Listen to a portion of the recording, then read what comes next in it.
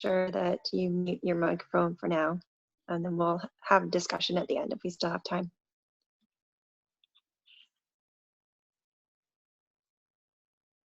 All right, Holly, you ready to start?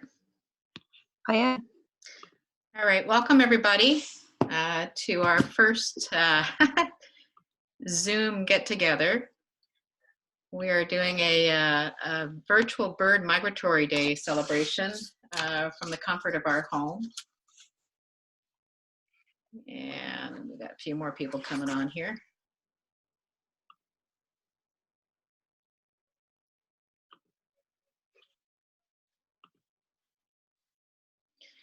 So I see that the internet showing up as unstable, which I'm not surprised.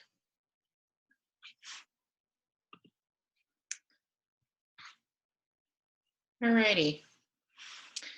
So welcome everybody. I really appreciate you joining us today. Holly and I have put a little bit of work into pulling together some photos of local photographers and some artists from our area as well. We have some very talented people out there that are passionate about birding. I work with the biosphere as a neighborhood coordinator, and with all the changes, I'm unable to go outside and do my outdoor activities with kids that we normally bring in from schools around Norfolk and Haldeman region. So this has been prompted by Nature Canada, and I'm happy to do this presentation for you guys. So we've got a list of names here of our artists and our photographers, and as we go through, we will be discussing different important information about these birds and the migration of these birds and how they connect our world. I would like to actually go through the reconciliation statement that we have with the Long Point World Biosphere. We acknowledge that we meet on the traditional territories of the Adirondack, the Haudenosaunee, the Anishinaabe people, and show respect today to the communities of the Six Nations of the Grand River Territory and the Mississauga of the Credit, whose treaty lands include the Long Point World Biosphere Reserve.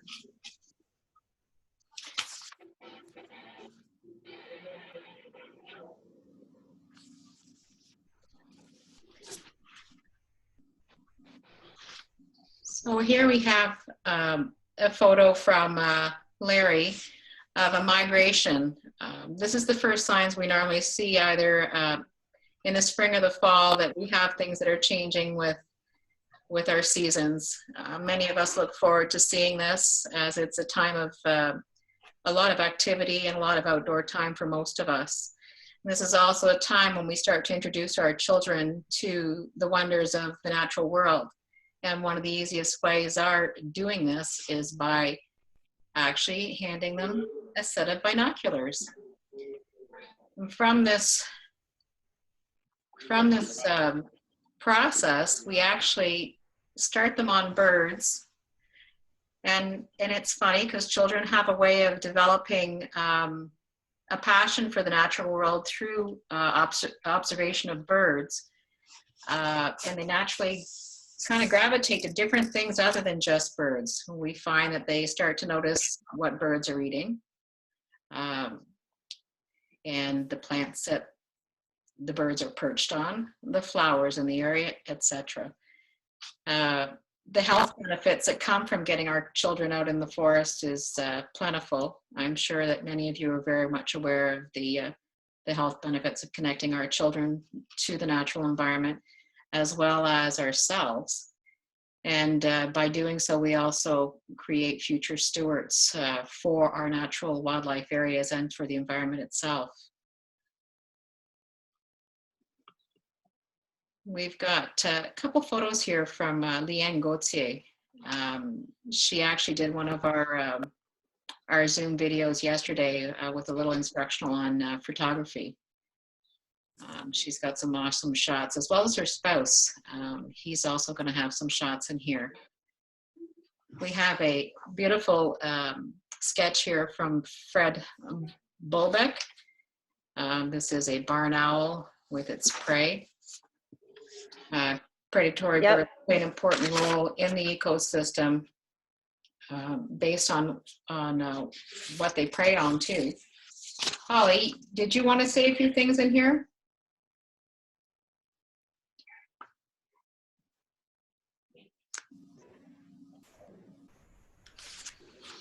So I should have mentioned that this saw-whet owl does have a migration, and during the winter it will migrate into the lower latitudes of Canada and right into the States. This one has quite the unique call, and is pretty endearing to hear in the summertime on those hot, balmy nights. This owl itself is one of our tinier owls, not the tiniest. Then we have, there's another one. This is the one I wanted to point out here. This great horned owl here is another one that we have local. And it has a story behind it for me. I had done some work with some children, probably in December, January, where I was taking children out individually into the forest for some forest therapy. And one child had just come back from Iraq and had witnessed some pretty harsh things for an 8-year-old, and was exhibiting post-traumatic stress disorder. So we brought him out to the woods for a 3-hour sit spot.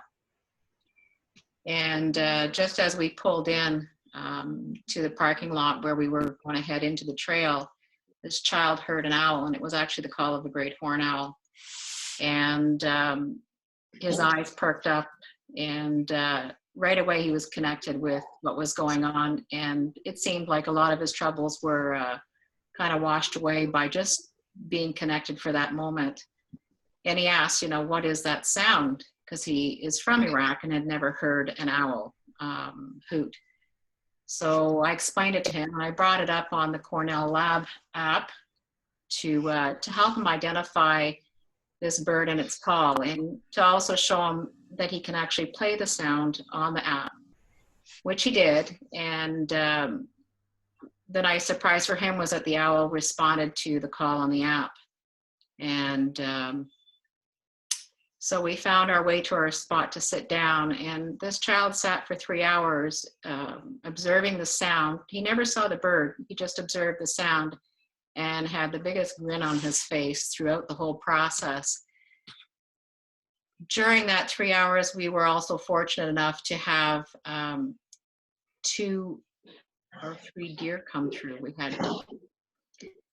were very, very fortunate. So after our 3 hours, getting back into the vehicle to head home again, he looked at me and he said to me, I felt like I was close to God out there. And to me, that was a message to me that there is an incredible connection between children and nature. And when they need it the most, that's probably one of the best medicines for children.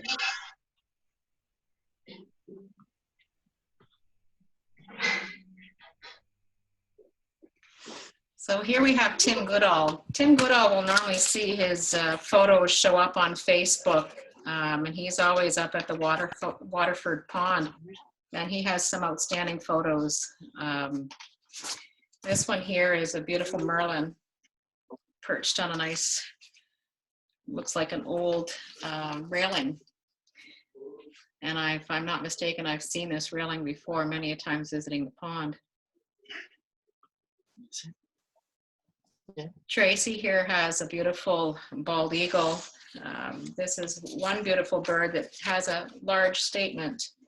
This one may migrate to southward areas or inland in the winter to where open water is for hunting. They like their, I'm sure many people have seen them on the ice where there's open water going after the ducks.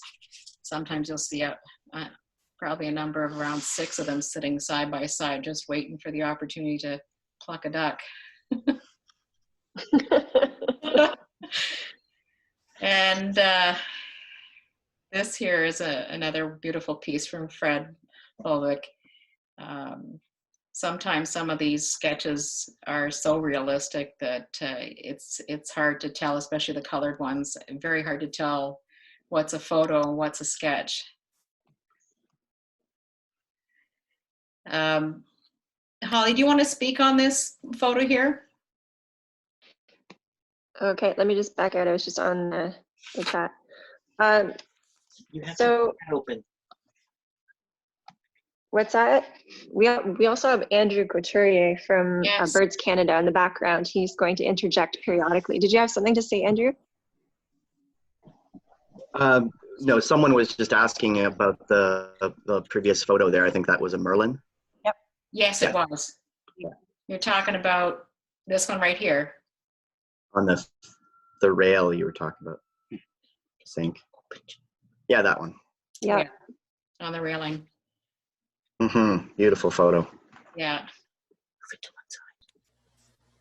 So I ended up putting this one in here because with the fact that birds connect us all and how they connect us, we never think about the fact that these birds do migrate to areas very far south, especially our songbirds.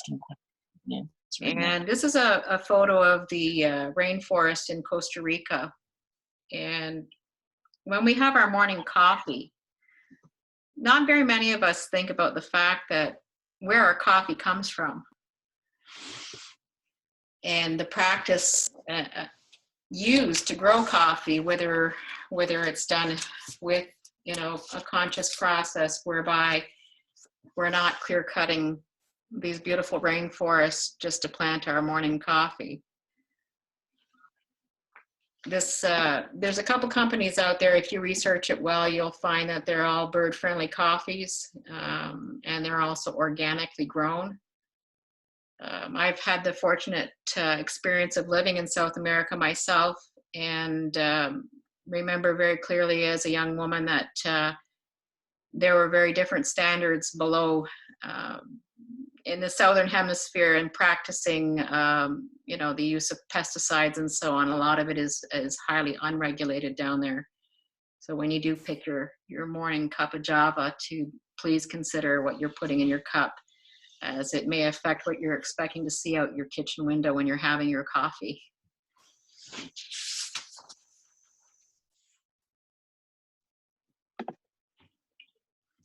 Hey, I'm sure that many Cynthia. of you have seen this beautiful bird here. There's a nickname that they have for him, and he's called the fish hawk, but better known as the osprey. If you're so lucky enough to be present when he's out there fishing, it's a pretty awesome sight to see one go down to the water and pick a fish out of the water.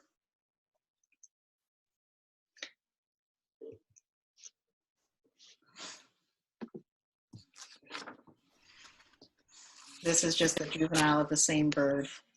This is a beautiful photo from Terry Hannum.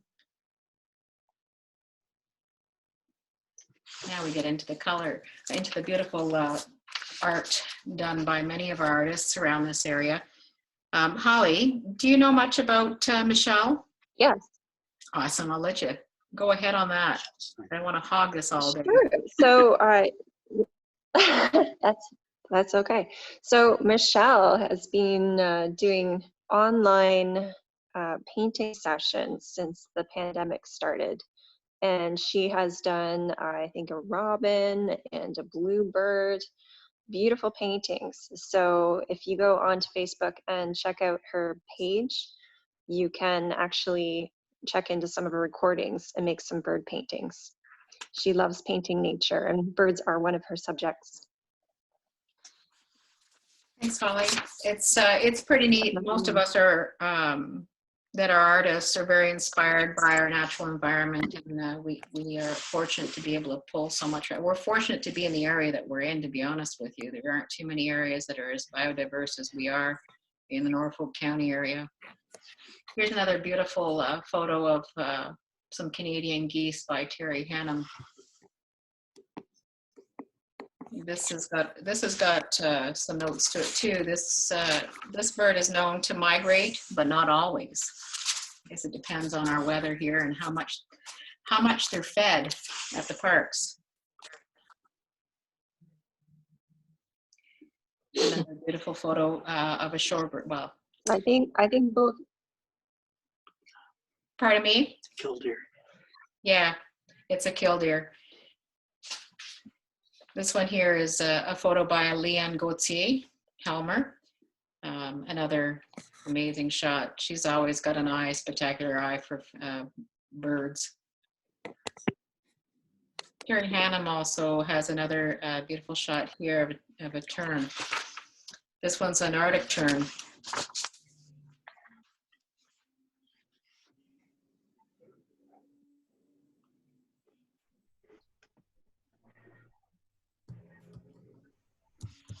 So this is an interesting map here, Holly, and inserted into this slide.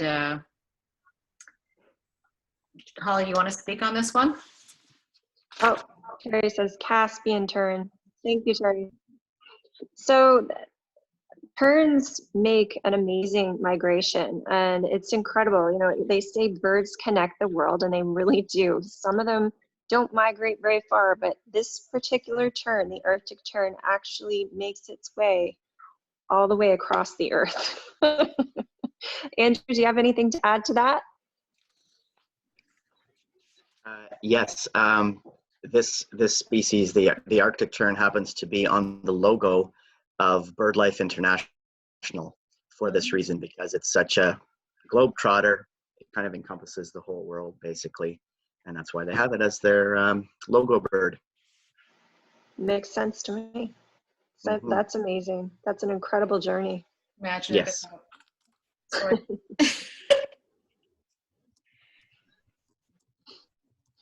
All right. Are you seeing these okay? Because I keep seeing a little signal come up that the internet's really slow. It may be slow, but we're chugging along. Just go with it. I say, Yeah. we're okay. As long as we don't lose the connection, I think everybody's in their houses with all the snow outside. Another beautiful photo from Leanne. This is a nice cormorant. And they migrate to southeastern U.S. They're one of the early ones that comes back that we see around the Great Lakes area. And this one is a pied-billed grebe, I believe. We didn't have a name come with this one, so yes. I had to use my field guide. That's another one I wanted to touch on, was the amount of field guides available out there. I still have my original field guide from when I was 11 years old, and my dad introduced me to birds. And then I ended up picking some bird guides up at the Bird Observatory in Long Point down at Old Cut. And I picked one up for the kids. It was called the Young Birders Guide to Birds of North America, and it's a Peterson's field guide. And then I've got a couple other Peterson's guides and some National Geographic field guides as well. I've got the one for North America and the Eastern one, just to not miss out on any of the birds that may cross over and to other turf. And the neat thing about one of those is I have a whole list of things that I can check off when I see. And here, there are two birds that look very much alike, but I do believe this is a horned grebe. Is that correct, Andrew? Yep. Perfect. This is another one of Leanne's captures. Beautiful bird. And here we're getting into our waterfowl. These guys are... Interestingly, if I could just jump in.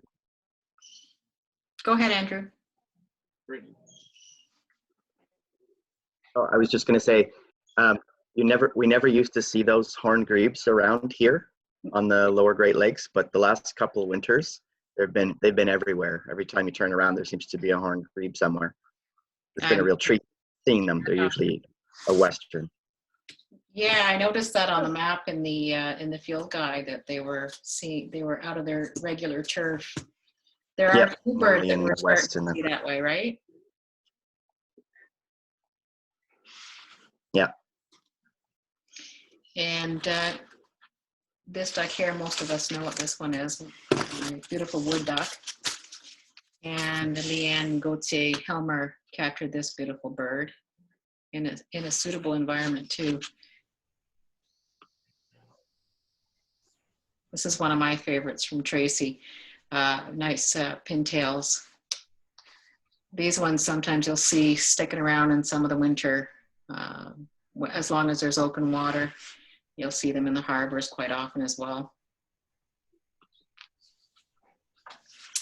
And our infamous redhead that we see a lot in Port Rowan. Another one of Tracy's beautiful photos. She's got a great eye for birds.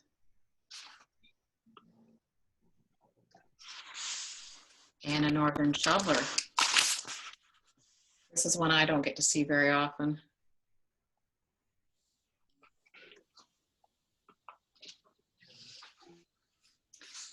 Here's another beautiful photo from Terry Hannum.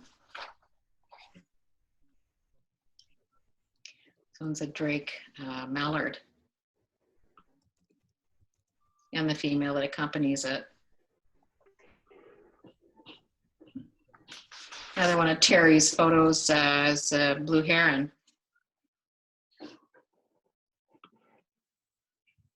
And then artwork that accompanies it very well. This is a beautiful dish from Gina. Holly, where is this artwork available through? Yep. So I believe Gina is on the reserve and she sells out of, I don't know if it's like the Six Nations gift shop. I'm not exactly sure, but you can find her on Instagram. That's where I actually was introduced to her. And also, if you go to the Great Art for Great Lakes website right now, she's actually running a workshop on the 13th of making paddles with white pine. So she's very involved in the art scene. But yeah, she's made several drums like this, and they're all beautiful. So this is a drum we're looking at.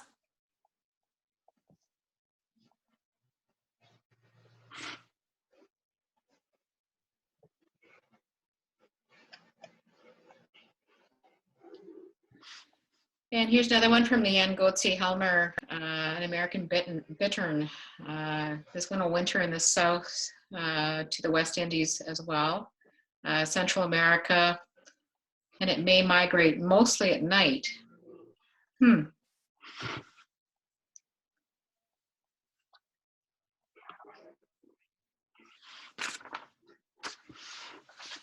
then we have another one of Tim Hannum's, a green heron.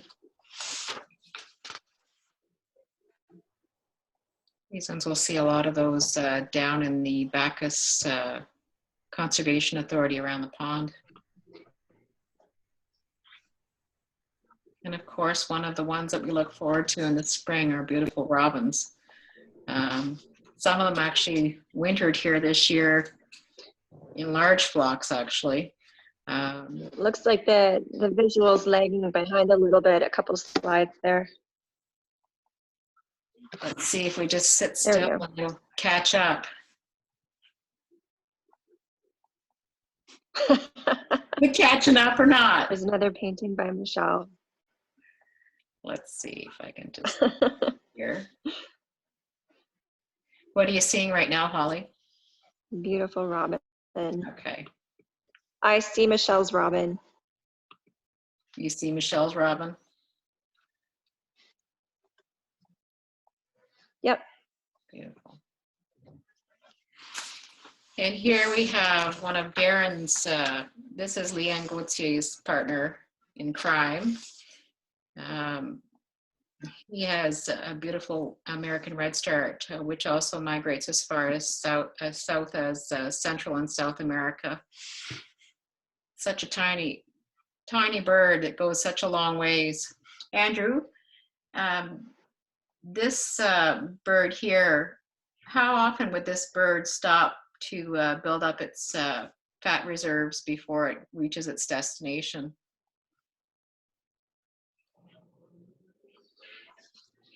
Oh, hard to say, but we do know that they'll fly right over the Gulf of Mexico Really? and land somewhere there, Louisiana, Texas, refueling, and then maybe up to the Appalachians or somewhere through there before it gets up to our area. They can go once they decide to go. They can really cover a lot of real estate very quickly. Like in 2 or 3 days, they can be way down there and then be right back here. So Wonderful. they're pretty fast. Just out of curiosity, how much does this little one weigh? Oh, I don't know, like a loony or a toonie maybe or something like that. Yeah, it's hard to They're, believe that they're such a very, little very thing. light. Yeah. Incredible how they can fly like that on such little weight and fat supply. Yeah, I couldn't imagine the work involved.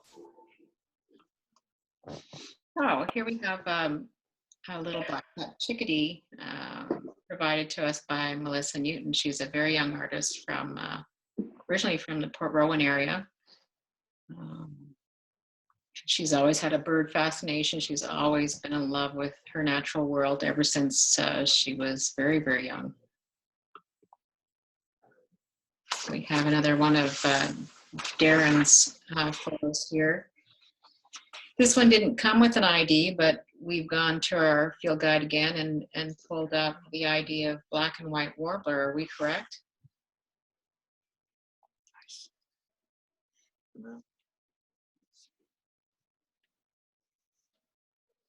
Yeah, beauty black and white warbler. Perfect. Another one from Darren is the black-throated blue warbler. Very striking bird. And another painting from Melissa Newton again. This one is a golden-winged warbler.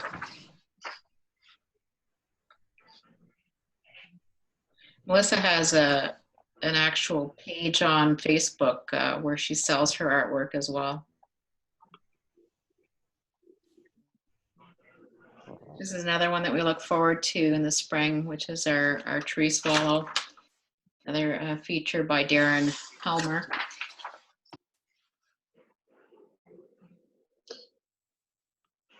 This is one of our. I believe these are one of the birds that are really affected by the coffee growing industry, because they actually migrate to Central America, South America, don't they? Central America and South America.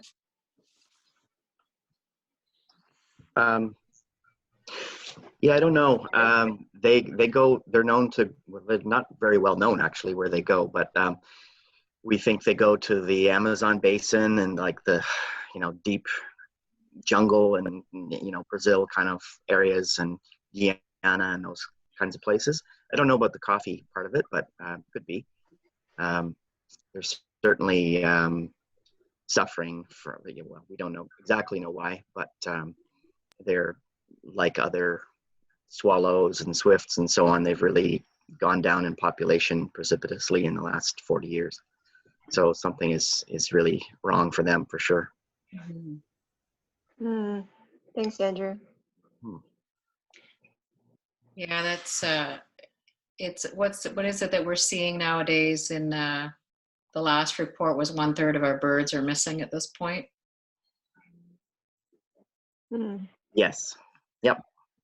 That's about 30% of individual birds. Yes. Yeah. So when I'm out with the kids and I give them that information from the research that was done, I try and prompt them to think about it as though like the words canary in a coal mine.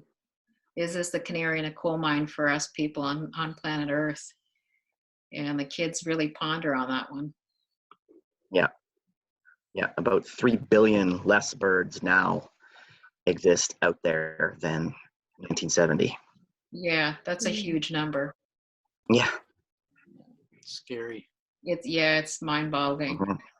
If that isn't a warning sign for us to really curb the things that we're doing that we shouldn't be doing, I don't know what is. it sure is the indication that something's up. Here's another beautiful piece of art from Bar Travale. It is a bluebird, and this one is another one that likes to migrate as far south as Central America. It's a beautiful piece of art. Is Barb also online, Holly? I think so. Let's see. We've got Nora Brown here, and she is our backyard potter, right? Yes. She's on Facebook. Yeah, so she's out of Port Dover. Yeah. Yeah, she's got some beautiful pieces here. Another one of Michelle's birds. This is another, this is an Eastern bluebird as well.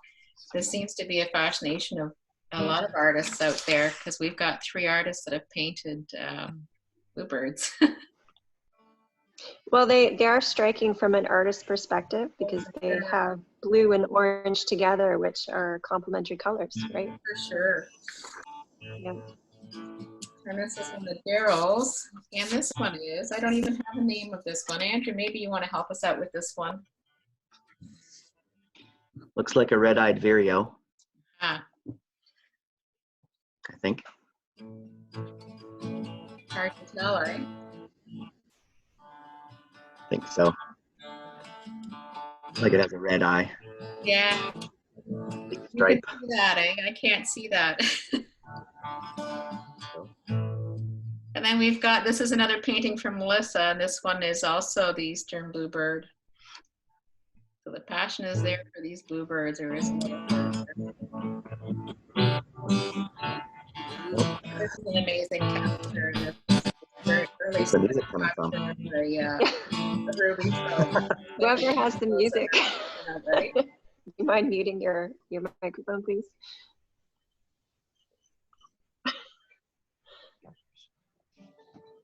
Now this is another beautiful shot of the purple martin from Terry Hannum.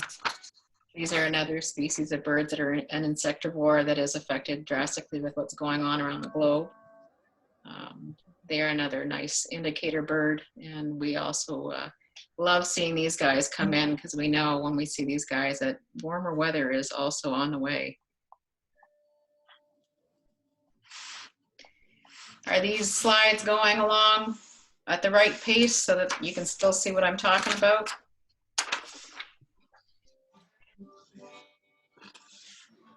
You've got a They look tanager okay on to there me. now.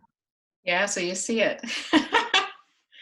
Yeah, it's another beautiful shot. These are very, you can't miss these when they come around. They're nice and bright.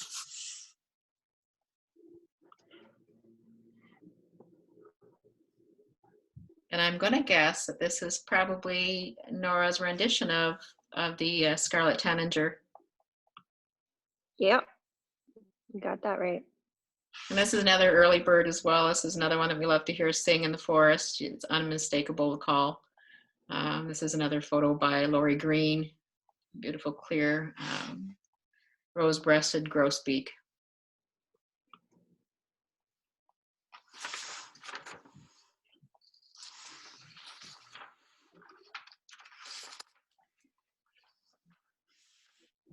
This one I don't have a title to either.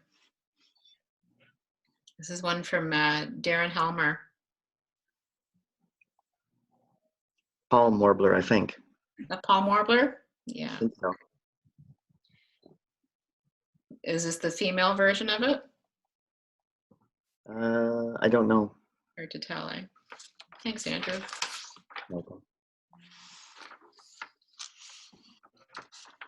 And this one here was another one that we had to look up in the books because we didn't get a chance to get all the names of these birds.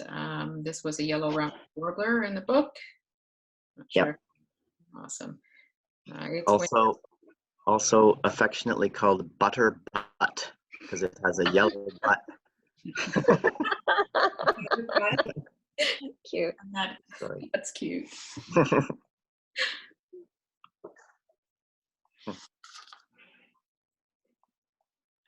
And I believe it's another photo of one. There you can see the yellow on it. Yeah. You can see the yellow on This it. is a, Yeah, this is another one that goes to Central America and the Caribbean as well. another long flight, eh? Mhm.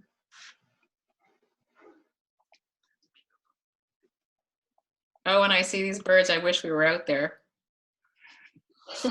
Me too. Oh, there you go. There's another palm warbler. So yeah, another one from Darren. Awesome. And we know what this one is. This is our beautiful golden finch. I heard these all through the winter, which was very strange for me. And that's another one that has a winter range that extends down to southern USA and into Mexico. And Holly, this is one you can talk about. This is one of your favorites. So Karen, we tracked her down. We really wanted a prothonotary warbler, and Andrew can explain a little bit more about this bird and how important it is as a species in a moment. But we really wanted this bird to be featured on our website. So this particular photo will go on the Long Point Biosphere website to show off this important species. So Andrew, do you have anything more to say about this bird?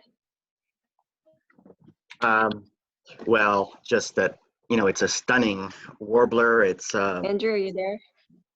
The prothonotary warbler? yes, I am. Can you hear me now? Yep. Okay. Yes. Yes. So it's a stunning warbler, known as the king of warblers. Actually, it's so gorgeous. It's a sort of large, robust species. It winters in mangrove swamps in Central and South America, which are under heavy threat from all kinds of, from shoreline destruction and fishing and shrimping and all that kind of thing. And then it breeds in swamp forests of eastern North America. So we have some here in Norfolk County, and other places are like Rondo and Point Pelee and sort of the Carolinian zone of Ontario. So it's it's a very rare species here on the edge of its northern range. So it's always a treat to see one. They're just so striking and so beautiful. I've only ever seen them in photographs. Huh. We'll have to fix that. Yes, definitely. So this is the prothonotary warbler, Michelle. Yeah. This one here is our yellow warbler.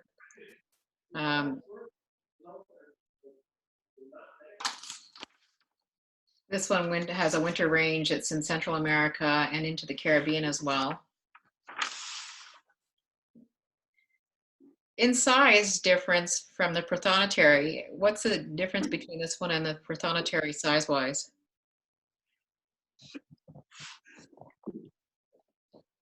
Oh, I don't know. The prothonotary might be 1.5 times bigger. Wow. So 50% bigger, maybe. Yeah. Yellow warblers are pretty small. Yeah, definitely. Here's a beautiful capture from Tim Goodall of the same, of the yellow warbler. Thank you. Thank you. Thank you. I'm here listening. Awesome. How much time do you spend out there? Thanks for joining us. Oh, quite a lot of time. Sometimes I sit for hours with camo on and wait for the birds to come to me. Oh, beautiful. And that's the secret. They have to come to you, right? Yes, I never chase after wildlife. Always let them come to you. Awesome. Very respectful. I wonder if we've got Scott on here too. This is one of Scott Smith's photos of Ruby Crown Kinglet. I'm here. There you are. Oh, there's Scott. They're all hiding in the woods.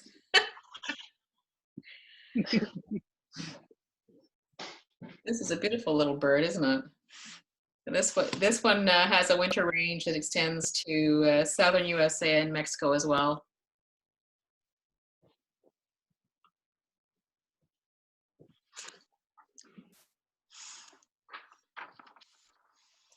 This one is referred to as a Cape May warbler. Its winter range extends as far south as Florida and the Caribbean. And this is a photo by Karen Platter. I wonder if she's on here too. You on here, Karen?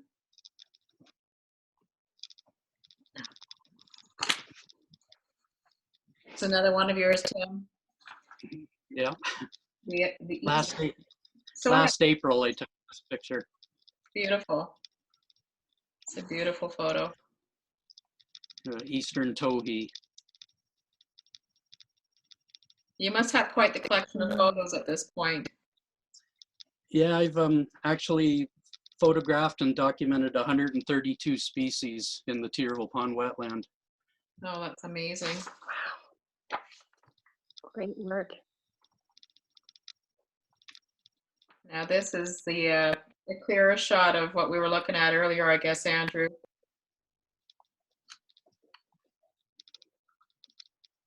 The red-eyed vireo.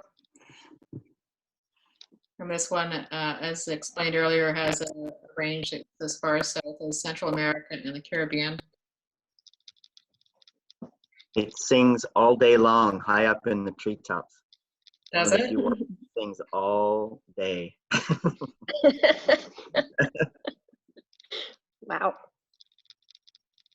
Got a lot to be happy about. Not always easy to get a good photograph of those though, because they're usually way the heck up there. Yeah, Oh. yeah, let's go back to that. That is unusual. That picture was taken at the Long Point Bird Observatory. It landed right beside me, about 6 feet away. You're kidding. Wow. Nice. And I just stayed there long enough just for a picture, and then away it went. So you weren't in a tree. You were just No, I was right at the building there where the feeders are at the Bird Observatory. They landed right beside me. No kidding. That's great. Same with the ruby crown kinglet. Same thing. I was standing there and it landed right beside me. Yeah, photos. Perfect. So Andrew, this bird would nest, I'm going to say up high, if that's where it sings all day. Yep. Wow. So this is a fortunate picture to be able to capture that so closely like that. And Leanne Goatsy here has a beautiful barn swallow. It's another one that's being affected drastically by many things, including old barns being taken down. No more habitat.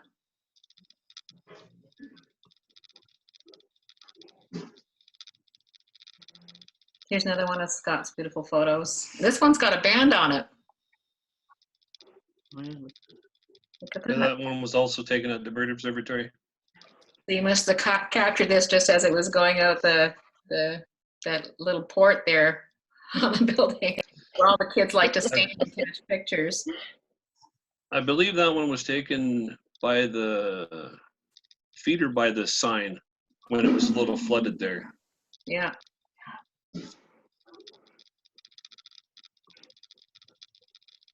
That painting goes very well with it. Awesome. Another one from Barb. And here we have another beautiful one from you, Scott. Thank you. That was also at the Bird Observatory. And that's an American redstart, correct?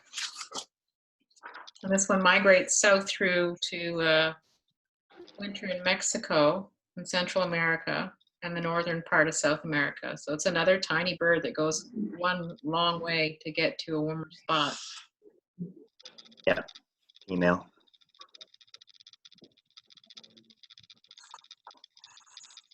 And here we have a dark-eyed junco, another one of Scott Smith's photos. Is this also at the observatory around the ponds? Yes, it was. Yeah. I believe that one was under that one bird feeder as well. Yeah.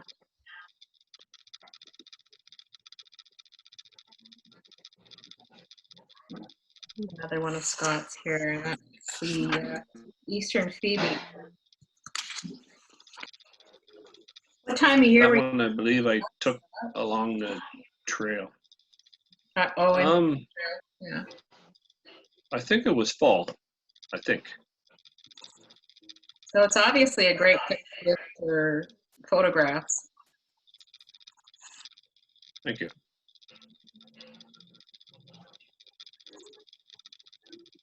And here we have an Eastern kingbird. This one stops in many kinds of habitats, overwinters in South America and primarily western Amazonia, where they forage in flocks in the forest canopy and at the edge of rivers and lakes. I think if I had the opportunity to go down there, I'd do it all over again every winter. Here we have a purple finch. This is a very striking bird, Scott. Was this another one taken down at the observatory? Yes, I went down there one day, and there was purple finches and house finches all over the place. It was fantastic. Wow. It's quite the bright colored bird. And here we have a hooded warbler.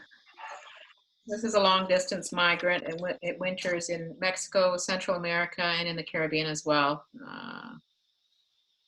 The breeding range of this species has been expanded northwards at least 40 years, it says here.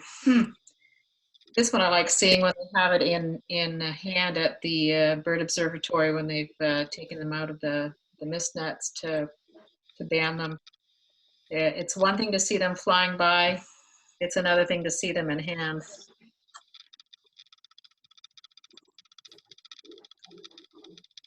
So Holly, did you want to speak on this photograph here?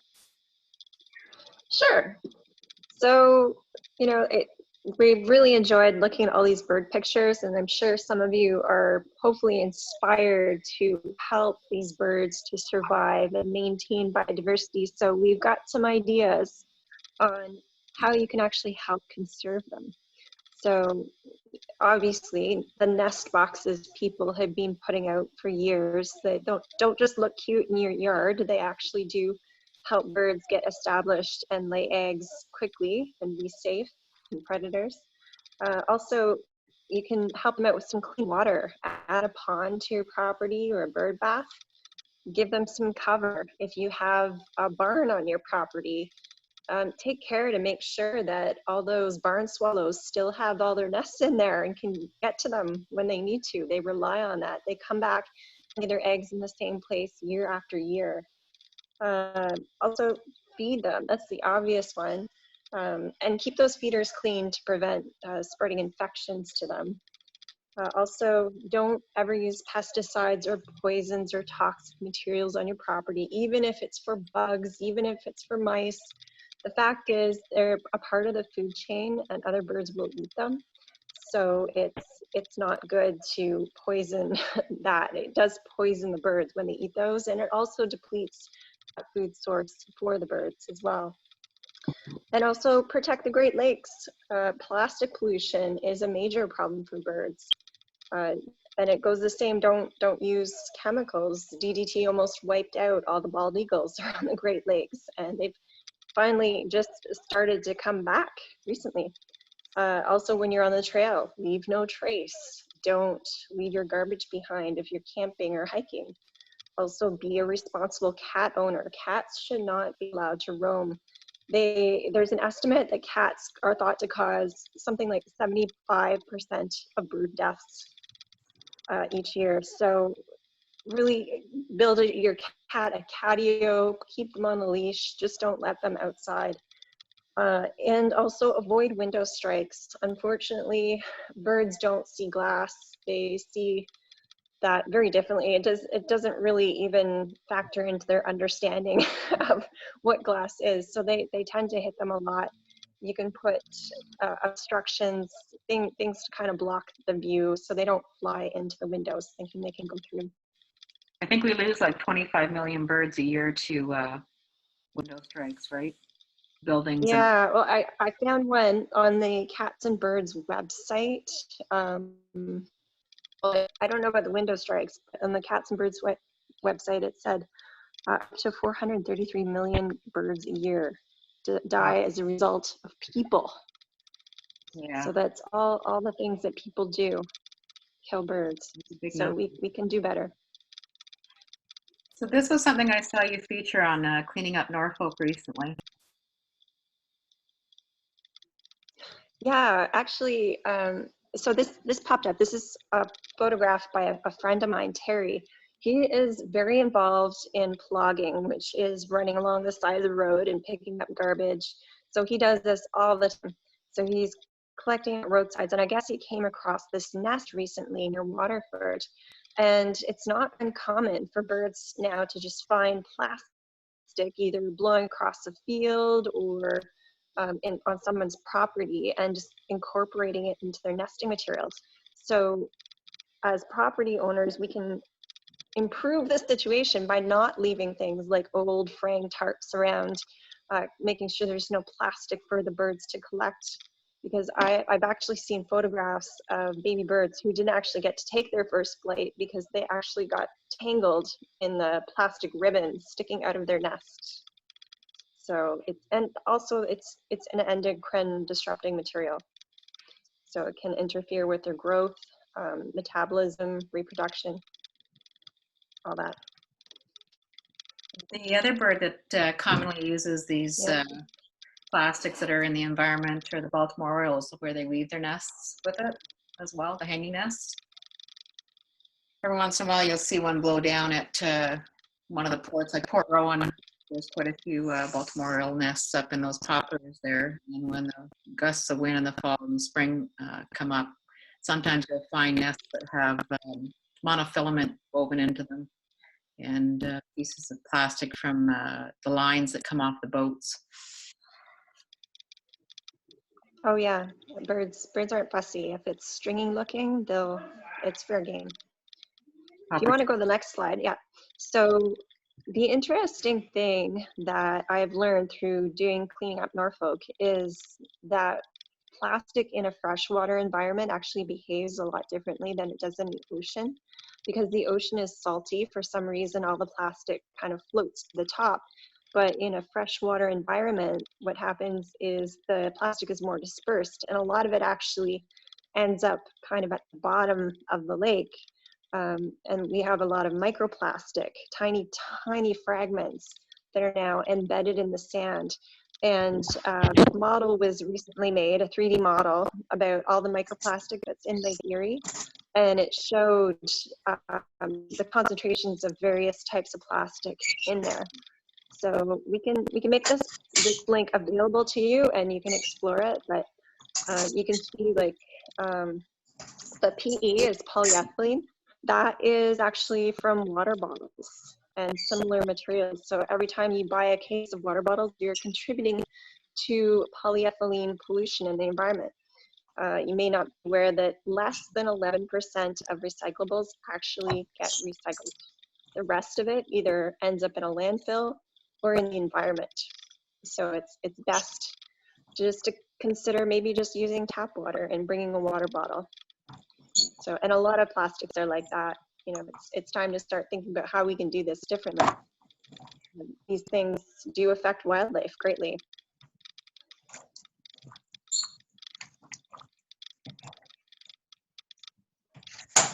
And look at that. Yep. We are. Had to. Sorry. Yeah, Not sorry. Mother's Day, a few mothers out there, and yeah. Happy Mother's Day to Got a lot of mothers in the trees right now.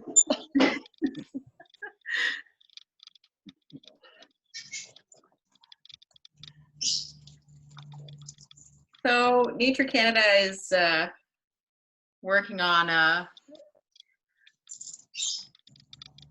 Canada's birds that are in trouble, and they're defending migratory birds. And there is a petition, I believe, at Nature Canada. This is the URL down at the bottom. We can also send all of this off via email for all you folks that are interested in this. And I'm sure that even just a quick Google search will bring it up for you. I want to thank all of you very, very much for joining us and kind of doing being the guinea pigs for our first virtual event. Thank you very much. You're all welcome to stick around for discussions or conversation or whatever you would like. And I'd like to thank all the contributors. Thank you so much, Andrew and Holly. Thank you to our photographers and our artists that are on board. And thank you to all of you that have sat through this. Thank you. And thank you. Thank you, everyone. Thank you. Very, very nice. Thank you. That was great. Does anyone have any comments or questions before we go?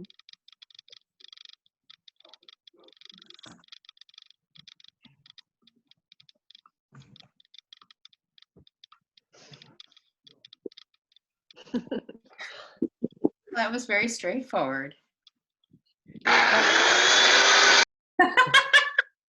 Wow. It was worth not vacuuming.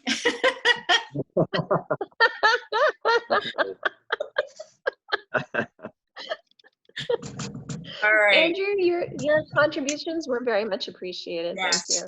That rounded it off. Fantastic. Thank you very much. That rounded it out so well. Oh, you're most welcome. Happy to participate. All right. Have a great weekend, guys. Enjoy Mother's Day celebration with your mothers and your children. And the bird. Yes. Get out of the backyard. Cheers. Yes, in the snow. Snowing there? Oh yeah. Oh my gosh. Is it sticking around? No, it's just